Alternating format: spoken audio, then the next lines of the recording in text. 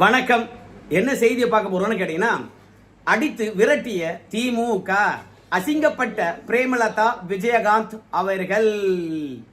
ஒவ்வொருத்தரும் அசிங்கப்படுறது அவர்களுடைய செயலால தான். அடுத்து நம்மளை அசிங்கப்படுத்துறான்னா நாம எப்படி நடந்துக்கிட்டோம் அப்படின்னு நம்மளை ஒரு சுய பரிசோதனை செய்யணும். திமுக எவ்வளவு பாசமா கூப்பிட்டு தேமுதிகவை அரவணைத்து கொண்டது. ஆனா தொடர்ந்து அலப்பறை பண்ணா அப்புறம் அடித்து விரட்ட மாட்டாங்களா? என்ன நடந்தது என்பது பற்றி விரிவா பேசலாங்க. அதற்கு முன்பாக இந்த விவசாயியுடைய யூடியூப் சேனலை இதுவரைக்கும் நீங்க சப்ஸ்கிரைப் பண்ணலனா மறக்காம சப்ஸ்கிரைப் பண்ணிக்கங்க, கொஞ்சம் சப்போர்ட் பண்ணுங்க. நம்ம அண்ணி பிரேமலதா விஜயகாந்த் அவர்களுடைய கதையை கொஞ்சம் பின்னாடி பார்க்கலாம். அதற்கு முன்பாக ஒரு பிரச்சனையை தீர்க்க வேண்டியதா இருக்கிறது. எனக்கு நினைவில்லையா இல்ல நான் பேசுறது தப்பா என்னன்னு எனக்கு தெரியல. இருந்தாலும் நீங்க கமெண்ட் பண்ணுங்க. சீமானை பொறுத்த வரைக்கும் நீ சொல்றதெல்லாம் தப்புப்பா, அவர் எதிர்வினை ஆற்றி இருக்கின்றார், உண்மைதான்பா அப்படின்னா நான் பேசுறது அத்தனையும் தப்புன்னு வாபஸ் வாங்கிக்கிறேன். ஆனால் சீமானை பொறுத்த வரைக்கும் என் நினைவுக்கு எட்டியபடி நாம எதிர்பார்க்கிறத இதுவரைக்கும் செஞ்சதே கிடையாது. என்ன விஷயத்த சொல்ற அப்படின்னு சொல்லிட்டு கேட்பீங்க. இந்த புகைப்படத்தை பாருங்க.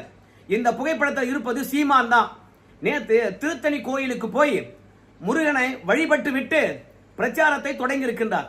234 தொகுதிக்கும் மற்ற கட்சியை விட முதலாள களத்தில் இறங்கி இருக்கிறாரு சீமான் பிரச்சாரத்துக்கு. முருகன் அவங்களுடைய முப்பாட்டனா போருக்கு போகின்றாராம். போய் சொல்லிட்டு தன்னுடைய பிரச்சாரத்தை தொடங்கி இருக்கின்றார். அதனால என்னப்பா, தமிழ் தேசியம், முருகன் தமிழ் கடவுள், அதனால அவர் போய் வணங்கிட்டு போறாரு. எப்ப பார்த்தாலும் முருகன் முப்பாட்டன் தானே சொல்லுவாரு. அதனால உனக்கு என்ன பிரச்சனை அப்படின்னு சொல்லிட்டு கேட்பீங்க. எனக்கு என்ன பிரச்சனை இருக்குது? முருகன் முப்பாட்டன் என்று சொல்ற இந்த சீமான் திருப்பரங்குன்ற மலையில் நிகழ்ந்த பிரச்சனை தொடர்பாக வாய் திறந்திருக்கிறாரா? ஏன் வாய் திறக்கல? முப்பாட்டன் ஒரு பிரச்சனைனா முதலாளா வந்து நிக்கிறது யாரா இருக்கணும்? சீமான் தானே வந்து நிக்கணும். எங்க போனாரு? அங்க முதல்ல பிரச்சனை பண்ணது அரசாங்கம் தானே. நீ அரசாங்கத்தை எதிர்த்து முதல்லயே குரல் கொடுத்திருந்தா அந்த அரசாங்கமானது அடிபணிந்திருக்குமா இல்லையா? தமிழ் தேசியம் பேசக்கூடிய முருகனை முப்பாட்டுன்னு சொல்லக்கூடிய சீமானே ஒதுங்கி நின்றதுனால தானே இங்க இஸ்லாமியில கொண்டு வந்து சேர்த்து இஸ்லாமியர்களுக்கும் இந்துக்களுக்கும் உள்ள பிரச்சனையாக திருப்பரங்குன்றம் மலையின் மீது இருக்கக்கூடிய தீபத்தூண்ல தீபம் ஏத்த விட மாட்டோம் என்று சொல்லி திமுக அலப்பறப்படுச்சு. நீதிமன்றம் 1க்கு 2 தீர்ப்பு தந்த பிறகும் பாதுகாப்புக்கு தொழில் பாதுகாப்பு படை அனுப்பிய பிறகும் இந்துக்களை பொறுத்த வரைக்கும் தீபம் ஏத்த முடியலையே. சீமான் மட்டும் களத்துல வந்து நின்று இருந்தான்னு வச்சுங்களேன், திமுக அடிப்படைந்திருக்குமா இல்லையா? அந்த தருணம் எல்லாம் வந்து முருகன் முப்பாட்டனா தெரியலையா? முருகனுடைய மலையானது அபகரிக்கப்படுகிறது இல்ல திமுகவால வந்து பாத்தீங்கன்னா தாரவார்க்கப்படுகிறது. அப்போதெல்லாம் சீமானுக்கு குத்திக்கலையா? அப்போதெல்லாம் எங்க போய் ஒளிந்திருந்தாரு? இப்போ அந்த மலையில ஒரு சர்ச்சை இருக்குது. ஆனால் அந்த சர்ச்சைய தீபம் ஏத்தணும் அப்படின்னு அனுமதி கேட்கின்ற போது இஸ்லாமியர்கள் எதிர்ப்பே தெரிவிக்கல. அப்படி இருக்கும்போது இஸ்லாமியர்கள் இந்துக்கள் பிரச்சனையாக திமுக மாற்றிச்சா இல்லையா?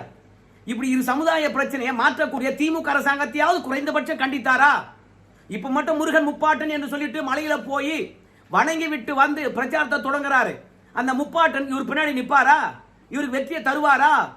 சென்ற முறை வாங்கின வாக்க இவரால் வாங்க முடியுமா? என்ன ஏமாத்தலாம், ஆனா கடவுளா இருக்கக்கூடிய முருகனை ஏமாத்த முடியுமா?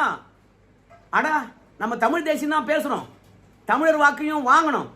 ஆனா நாம தமிழ் தேசியம் பேசுறதுனால தெலுங்க, கன்னட, மலையாளி, துளுவன் இவெல்லாம் நம்ம ஓட்டு போட மாட்டானே. அப்போ அவனை எல்லாம் நம்ம அரவணைக்கணும்னா எப்படி அரவணைக்க முடியும்? முருகனை வணங்குவதன் மூலமாக. முருகனை வணங்கத்தினால இந்துக்கள் அடா இந்து தெய்வ கோயிலுக்கு போய் வணங்கி விட்டு வந்து பிரச்சாரத்தை தொடங்கியிருக்காருப்பா. சீமான் ஒரு இந்துப்பா. அப்ப இந்துக்கள் ஏன் சீமானுக்கு ஓட்டு போடக்கூடாது அப்படின்னு சொல்லிவிட்டு பிற மொழியாளர்களும் இந்து என்ற அடிப்படையில் நமக்கு ஓட்டு போட்டுருவாங்க அப்படின்னு ஒரு டெக்னிக்கல் போல இருக்குது. முருகனுக்கு பிரச்சனை என்று சொல்லுகின்ற போது களத்தில் வந்து நிக்க மாட்டாராம். ஆனா அதே கோயிலுக்கு போய் வணங்கி விட்டு பிரச்சாரம் செய்வாராம், பெரும் வெற்றியை பெறுவாராம். போருக்கு போறாராம், அவங்க முன்னோர்கிட்ட சொல்லிட்டு வருவாராம். இது என்ன கொடுமை இது? முருகனுக்காக என்னைக்கு இவர் களத்துல நின்று இருக்காரு? ஆனா முருகனுக்காக சண்டை போடுவாரு. எப்போதுமே சண்டை போடுவாரு. நாம போய் சுப்பிரமணியா என்னை காப்பாத்து அப்படின்னு சொன்னோம்னு வச்சுங்களேன், அங்கிருந்து குதித்து ஓடி வருவார். ஏயா முருகனுக்கும் சுப்பிரமணியனுக்கும் ஏன் நீ சம்பந்தப்படுத்துற? சுப்பிரமணியனும் முருகனும் ஒண்ணு கிடையாதியா? இங்க இருக்கக்கூடிய இந்துத்துவவாதிகளை பொறுத்த வரைக்கும் சுப்பிரமணியனும் பேர் வச்சிருப்பான், ஆனா முருகன் யாராவது பேர் வச்சிருக்கானா? நீ பாத்திருக்கியா? முருகன் தமிழ் கடவுள், சுப்பிரமணியன் என்று சொல்லுகின்ற போது முருகனுக்கும் சுப்பிரமணியனுக்கும் என்ன தொடர்பு அப்படின்னு கேட்க வருவார். அப்படி இல்லையா முருகன் கோயில் கட்டப்படும், இல்லையா திருப்பணிகள் முடிஞ்சிருக்கும், குடமுழுக்கு செய்யணும்.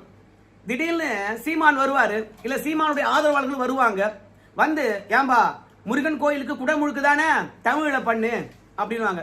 சரிப்பா தமிழ்ல பண்றேன், ஆனா ஆகம விதிப்படி இது நம்ம சமஸ்கிருத மந்திரம் சொல்லி அதற்கு பிறகுதான் குடமுழுக்கு பண்ணணும். ஏன்னா சமஸ்கிருதத்துல குடமுழுக்குக்கென்று தனி மந்திரம் இருக்கிறது.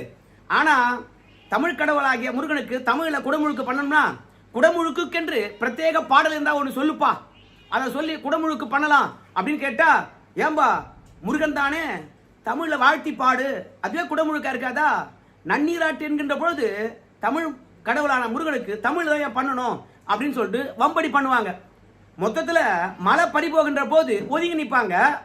ஆனா கோயிலை புனரமைத்து நாம குடமுழுக்கு செய்யும் போது தமிழ்ல பண்ணியா? தமிழ் என்ன வேதம் இல்லையா? தமிழ் என்ன மந்திரம் இல்லையா? வாழ்த்து பாடல் இல்லையா? ஏன்பா முருகனை சுப்பிரமணியன் என்று கூப்பிடுற? நாங்க இந்துக்கள் கிடையாதுப்பா, நாங்க மாலியம் திருமாலியம் வைணவத்தை சார்ந்தவங்க, நாங்க சைவத்தை சார்ந்தவங்க அப்படின்னு சொல்லிட்டு வந்து ஸ்டிக்கர் ஓட்டுவாங்க. சரிடா முருகனை கடவுளா பாக்குறியா, வேற எப்படி பாக்குற அப்படின்னு சொல்லிக்கின்ற போது, கடவுளை நான் என் முன்னோரா பாக்குறேன். ஏன்னா கடவுளை முன்னோரா பார்த்தாதான் மாடு மேய்க்கிற மாதிரி நடுத்தருவில் கொண்டாந்து தலைவருக்கு செலவு வைக்கிற மாதிரி வச்சிடலாம். ஏன்னா அனுதினமும் வணங்க வேண்டிய முருகனை முச்சந்தில கொண்டு வந்து ஒரு அரசியல் தலைவர் மாதிரி நிறுத்திட்டேன்னு வச்சுங்களேன், முருகனுக்கு என்னைக்கு பிறந்த நாள் வருதோ அன்னைக்கு போய் கழுவி மாலை போட்டு வந்துருவாங்க. மற்ற நாள்லாம் முருகன் கவனிக்கப்படாமே போயிடுவார். அப்புறம் முருகன் கோயில் எல்லாம் வந்து பாத்தீங்கன்னா கவனிக்கப்படாமே போயிடும். அதற்கு பிறகு இஷ்டம் போல எந்த மதத்தை சார்ந்தவரும் ஆட்டையை போட்டுன்னு போலாம். அதனால தான் முருகனை மாடு மேய்க்கிற மாதிரியே ஒரு கொம்பு குட்டு நிக்க வச்சிருப்பாரு சீமான். எங்க முன்னோரு, எங்களுடைய மன்னர், எங்களுக்கு வழிகாட்டினவர், தெய்வம்னு வச்சிட்ட பிறகு முருகனை தினம் தினம் பல கோடி பேர் வணங்குவாங்க. ஆனா தலைவன் என்று வச்சிட்டினா என்னைக்கோ ஒரு நாளைக்கு தான் அவனை பார்ப்பாங்க. மொத்தத்துல வழிபாட்டில் இருந்து முருகனை அப்புறப்படுத்த வேண்டுமா? சீமான் தான் முதலாவது வந்து குச்ச ஊண்டிக்கிட்டு நிற்பாரு. ஆனா முருகனுடைய இடத்துக்கு பிரச்சனை வருகின்ற போது எங்க இருப்பார்னு தெரியாது.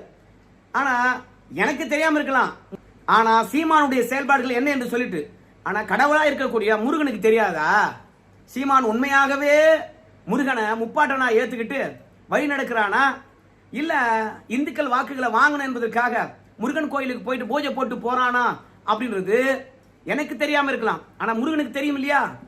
இப்படி மாடு மேய்க்கிற மாதிரி கொம்பை கொடுத்து நடுத்தரவுல நிக்க வச்சுக்கிட்டு போருக்கு போறாராம், வெற்றியை வழங்க வேண்டுமா, அதனால முருகனை வணங்கி விட்டு போறாராம். என்னை பொறுத்த வரைக்கும் முருகனை கடவுளா பார்க்கணும், முன்னோரா பார்க்கணும், இல்லைன்னு சொல்லல. ஆனா அந்த முருகனுக்கு பிரச்சனை வருகின்ற போது முதலாளா நிக்கணும். அப்படி முதலாளா நின்னா தான் அந்த முருகனே வந்து பாத்தீங்கன்னா இவனை விட நம்ம கோயிலுக்கும் நம்ம இடத்துக்கும் சரியான பாதுகாவல் இல்லடா, அதனால இவனுக்கு வெற்றியை தருவண்டா அப்படின்னு வெற்றியை அருள்வார். ஆனா முருகனுடைய இடத்தை பாதுகாக்க மாட்டாராம், முருகனுக்காக குரல் கொடுக்க மாட்டாராம். ஏன்னா சிறுபான்மையை வச்சுதான் நான் கட்சியே நடத்துறேன், சிறுபான்மையுடைய காசை வச்சுதான் நான் ஆட்களுக்கு சம்பளமே போடுறேன். மொத்தத்துல சிறுபான்மையர்கள் தான் நிர்வாகிகள், சிறுபான்மையர்கள் தான் கட்சி. அப்படி இருக்கும்போது முருகனுக்கு ஒரு பிரச்சனை என்றால் முதலாளா போய் நின்னா சிறுபான்மையர்கள் என்ன பண்ணுவாங்க? லெப்ட் ரைட் வாங்குவாங்கல்ல. அதனால அமைதி அடக்கி வாசித்து விட்டு திருப்பரங்குன்ற விஷயத்துல இன்னைக்கு முருகன் கோயில போய் வழிபாடு நடத்திட்டு பிரச்சாரத்துக்கு போறாராம். இதை விட கொடுமை உலகத்துல வேற ஏதாவது இருக்க முடியுமா? அதனால சீமானை பொறுத்த வரைக்கும் பிரச்சாரத்துக்கு போனோம், ஒரு அரசியல் கட்சி தலைவர் இல்லை என்று சொல்லல, ஆனால் அதுல ஒரு நேர்மை வேணவா? அதனால சீமானை பொறுத்த வரைக்கும் முருகனுக்காக நிக்கிறாங்கன்னா எல்லா பிரச்சனையும் நிக்கணும், நியாயமோ அநியாயமோ. அது அரசியல் கட்சி தலைவராக இருந்து இது நியாயம்னா நியாயம் சொல்லணும், இது அநியாயம்னா அநியாயம் சொல்லணும். புரியுதுங்களா? இந்த ரம்ஜான் மாதத்துல, ரம்ஜான் கொண்டாட்டத்துல இஸ்லாமியர்களை பொறுத்த வரைக்கும் தர்காவில் போய் வணங்கினாங்க. ஆனா இந்துக்களை பொறுத்த வரைக்கும் இவங்க ரம்ஜானுக்கு போய் வணங்குறாங்க, போறாங்க, வராங்க, அதுக்கெல்லாம் பிரச்சனை கிடையாது. அதுக்கு முன்பாகவே வந்து தீபத்தூணை போய் பார்த்துட்டு வரமே அப்படின்னு சொன்னாங்க. ஒரு 4 பேருக்கு மட்டும் அனுமதி அளிங்களேன், ஏன்னா அடுத்த வருஷம் வந்து பாத்தீங்கன்னா தீபம் ஏத்த உத்தரவிட்டு இருக்கிறாங்க, அதனால பார்த்துட்டு வரும் அப்படின்னாங்க. அதுக்கு நீதிமன்றத்தில் அதிகாரிகளும் காவல்துறையினரும் யோசனை பண்ணிட்டு சொல்றோம் அப்படின்னு சொல்லிவிட்டு மேல போய் தீபத்தூணை பார்வையிடுவதற்கு உயர் நீதிமன்றத்தில் போய் தடை வாங்கி வந்துட்டாங்க. எப்படி பாரு? அப்புறம் நீதியரசரை பொறுத்த வரைக்கும் என்னங்க தீபத்தூணை பார்வையிடுவதற்கு ஆலோசனை செய்து விட்டு வந்து சொல்றேன்னு சொன்னீங்க, ஆனா நீங்க உயர் நீதிமன்றம் போய் தீபத்தூணை பாக்குறதுக்கு தடை வாங்கி வந்துட்டீங்களே அப்படின்னு கேட்டார். என்ன ஏமாத்த பாக்குறீங்களா அப்படின்னு சொல்லிட்டு நீதிபதியே வந்து ஆதங்கப்படுகின்ற அளவுக்கு ஆக்கிட்டாங்க இந்த திமுக அரசாங்கம்.